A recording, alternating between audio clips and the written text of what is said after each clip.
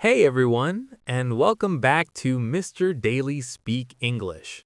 We're really happy to have you with us today, and we're excited that you've chosen to spend some time learning English together with us. I'm David, and it's great to be here with all of you. And I'm Emily. It's wonderful to be back, David. And we're truly glad you're joining us for today's episode. Before we jump into today's topic, we want to say a big thank you to everyone who has been supporting us. Your likes, your shares, and your subscriptions really mean a lot to us and help us keep creating helpful English content for learners around the world. Yes, absolutely. So if you're enjoying learning English with us, please don't forget to subscribe to Mr. Daily Speak English, share this episode with friends who are also learning English, and tap the like button.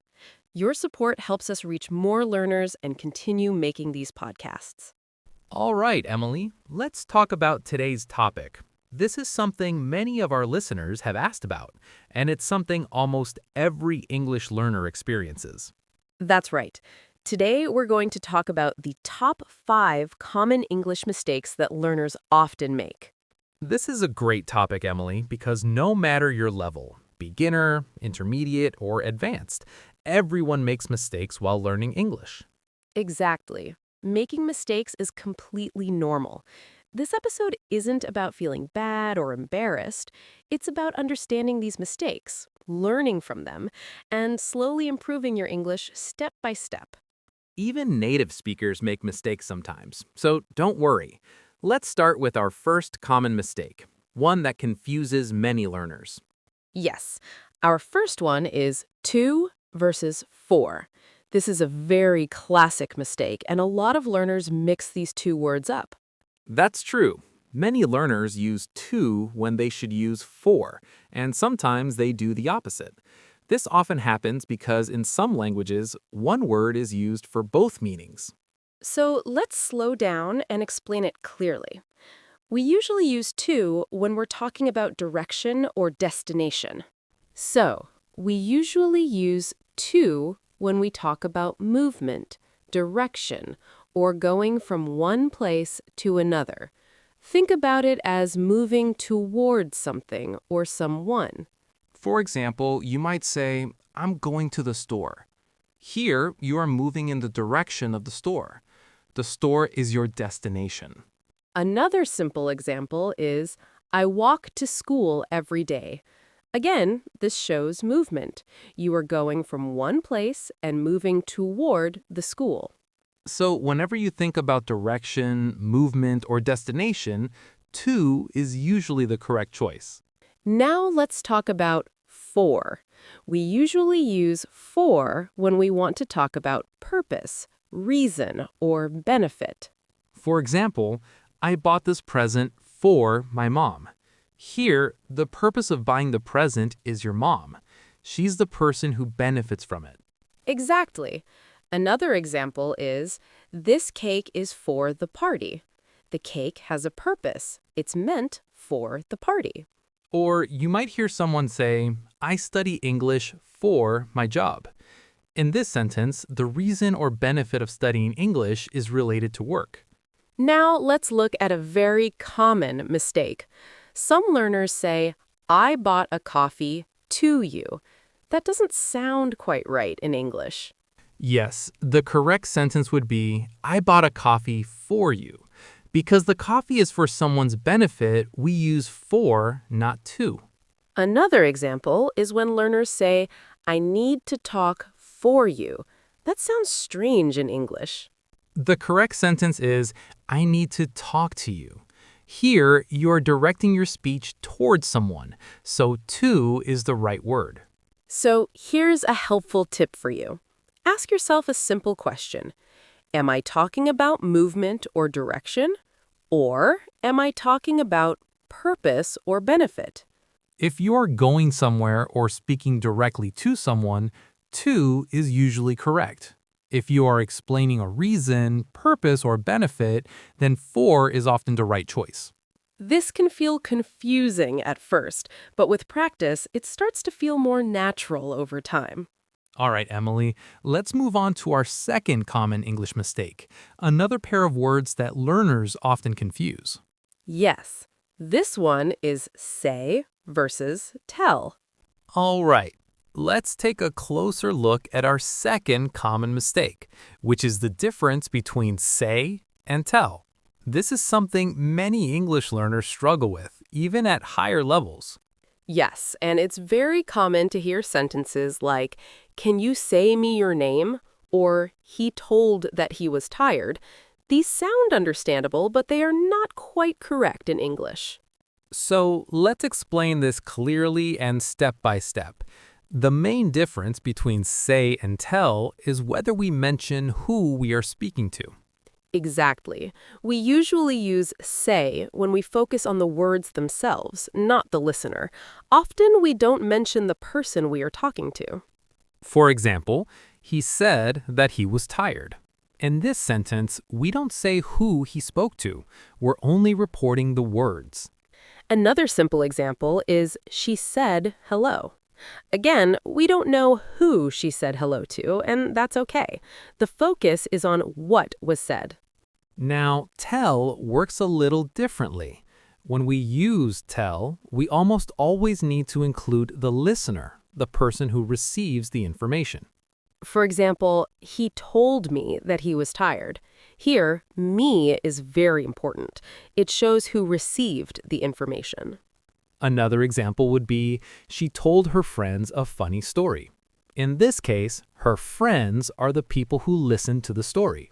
So we normally don't say just, she told a story, without saying who she told it to. We usually say, she told us a story, or she told a story to us. A good way to remember this is to think of tell as a verb that needs a receiver. Tell me, tell him, tell her, tell us. But with say, we don't need to add a person. For example, he said hello, or she said goodbye. Here's another helpful comparison. If someone asks you, "What did she say?" you can answer, "She said she was busy." But if someone asks, what did she tell you? Then the answer changes to, she told me she was busy. The word you in the question requires me in the answer. So once you start paying attention to that listener, the person receiving the information, the difference between say and tell becomes much clearer. All right, David, let's move on to our third common English mistake, and this one can be tricky even for native speakers. Yes, next up is affect versus effect. Yes, let's talk about our third common mistake, which is the difference between affect and effect. This one is tricky because the words sound very similar, but they are used in different ways. That's right. Many English learners mix these two up, and honestly, even native speakers sometimes pause and think about them. So let's make it simple and learner-friendly. Most of the time, affect is used as a verb. It means to influence something or to have an impact on something. For example, the rain will affect our plans. Here, the rain is influencing or changing the plans. It's doing something. That's why we use affect. Another example is, his words didn't affect her. This means his words did not influence her feelings or actions. So when you think about action or influence, affect is usually the correct choice. Now let's look at effect. In most everyday situations, effect is a noun, not a verb. It refers to the result or outcome of an action. For example, the effect of the rain was that we stayed at home. The rain caused something to happen, and that result is called the effect. Another clear example is, his words had no effect on her. So even though he spoke, nothing changed. There was no result. A helpful way to remember this is to think in terms of cause and result. The cause usually affects something, and the result is the effect. For example, the new law will affect everyone. The law is the cause and it influences people. And then we can say the effect of the new law was many changes.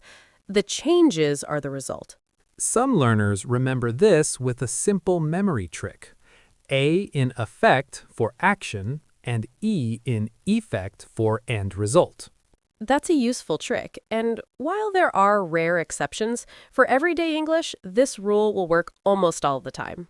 So if you remember that effect usually means to influence and effect usually means the result, you'll sound much more confident and natural. All right, David, let's move on to our fourth common mistake, which we hear quite often, especially when people talk about groups. Yes, next up is the confusion between is and are when we use collective nouns. Yes, let's talk about our third common mistake, which is the difference between affect and effect. This one is tricky because the words sound very similar, but they are used in different ways. That's right. Many English learners mix these two up, and honestly, even native speakers sometimes pause and think about them. So let's make it simple and learner-friendly. Most of the time, affect is used as a verb. It means to influence something or to have an impact on something. For example, the rain will affect our plans. Here, the rain is influencing or changing the plans. It's doing something. That's why we use affect. Another example is his words didn't affect her. This means his words did not influence her feelings or actions. So when you think about action or influence, affect is usually the correct choice. Now let's look at effect. In most everyday situations, effect is a noun, not a verb. It refers to the result or outcome of an action. For example, the effect of the rain was that we stayed at home. The rain caused something to happen, and that result is called the effect. Another clear example is his words had no effect on her. So even though he spoke, nothing changed. There was no result. A helpful way to remember this is to think in terms of cause and result. The cause usually affects something, and the result is the effect. For example, the new law will affect everyone. The law is the cause and it influences people. And then we can say the effect of the new law was many changes. The changes are the result. Some learners remember this with a simple memory trick. A in effect for action and E in effect for end result. That's a useful trick, and while there are rare exceptions, for everyday English, this rule will work almost all the time. So if you remember that affect usually means to influence and effect usually means the result, you'll sound much more confident and natural. All right, David, let's move on to our fourth common mistake, which we hear quite often, especially when people talk about groups. Yes, next up is the confusion between is and are when we use collective nouns. So let's talk about our fourth common mistake, which is using is and are with collective nouns. Yes, this one can be confusing because collective nouns look singular, but they actually refer to a group of people. Exactly. A collective noun is a word that represents a group, such as team, family, group, audience, government, or committee. Even though these words describe many people, they are often treated as a single unit in a sentence. So here's a simple rule to remember. If you think of the group as one unit acting together, you usually use is. For example, the team is playing very well today. Even though there are many players, they are acting as one team. Another example is, my family is visiting next week. Here, the family is moving together as one unit. Or you might hear, the government is meeting today. The government is acting as one organization, so is sounds natural. Now, things change a little when you focus on the individual members of the group. Right. If you are thinking about each person in the group doing something separately, you may use are. For example, the team are putting on their shoes. Here, each player is doing their own action. Another example is, my family are arguing about what to watch on TV. Each person has a different opinion, so we are focusing on individuals, not the group as one unit. It's also important to know that American English usually prefers is with collective nouns. Yes, even in situations where British English might use are, American English often still uses is. So for English learners, a safe and natural choice is to use is when talking about a group acting together. And if you're ever unsure, you can rephrase the sentence. For example, instead of saying the team are happy, you can say the players on the team are happy. That way, the sentence becomes clear and grammatically safe. All right, Emily, let's move on to our fifth and final common mistake for today. Yes, this last one is very common and involves comparing quantities, less versus fewer. So let's talk about our fifth and final common mistake, which is confusing less and fewer. Yes, this is something we hear very often, especially in everyday conversations. The key difference between less and fewer depends on whether the noun is countable or uncountable. Let's start with fewer. We use fewer for things we can count one by one. For example, I have fewer books than last year. You can count books, 1 book, 2 books, 3 books. Another example is, there are fewer cars on the road today. Cars are easy to count, so fewer is correct. You can also say fewer people, fewer mistakes, fewer apples. If you can put a number in front of the noun, fewer is usually the right choice. Now let's look at less. We use less for things that are uncountable, or things we think of as a mass or quantity. For example, I have less time today. Time is measured, not counted in this context. Or, there is less water in my glass. You don't count water one by one, so less sounds natural. Other common examples include less money, less stress, less information, and less traffic. Even though we can count dollars, the word money itself is usually uncountable. A simple way to remember this is fewer for things you can count, less for things you can measure.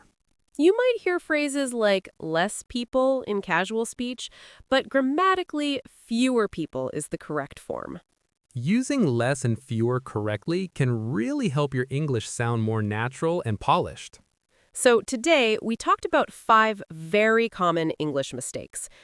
2 versus 4, say versus tell, affect versus effect, is versus are with collective nouns, and less versus fewer. And remember, making mistakes is a natural part of learning English.